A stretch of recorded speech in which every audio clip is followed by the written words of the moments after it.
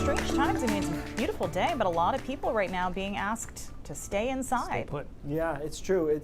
It's been just so unusually warm. We had that yesterday as well.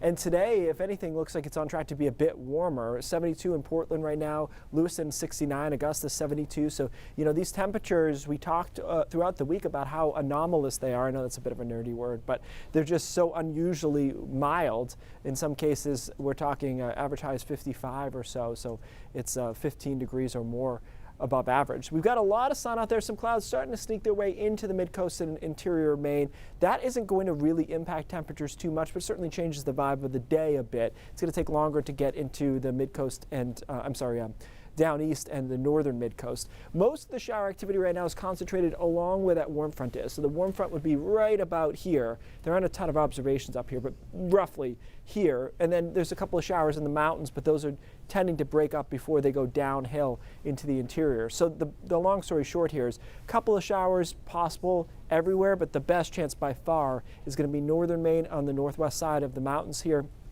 Tonight's mild into the upper 50s to around 60, and tomorrow's a lot like today. A lot of sunshine, temperatures in the upper 70s, a couple of stray 80s, and then here comes a cold front tomorrow afternoon with an isolated sprinkle. You can barely see it, but the bigger impact of this front is going to be the huge temperature change behind it Saturday night and into Sunday. So temperatures are going to drop down into the 40s. Will be cloudy on Sunday. We'll wait until about the middle of the day into the afternoon, and we'll start to see some really chilly showers coming in over southern Maine into the mid-coast. So chilly you can see that the back end wants to be a couple of snowflakes into the mountains. Then we fill this whole thing in on Monday, and then we start to see a little snow there. I think this model is better than the other one. That one really dove that snow down to the south. I'm not sure we'll quite get there, but I certainly think the mountains, foothills, northern Maine could see some snow, or they're going to see some snow on Monday, accumulating to an inch or two, most likely. Meanwhile, along the coast in the interior, we're looking at just a dreary start to the work week with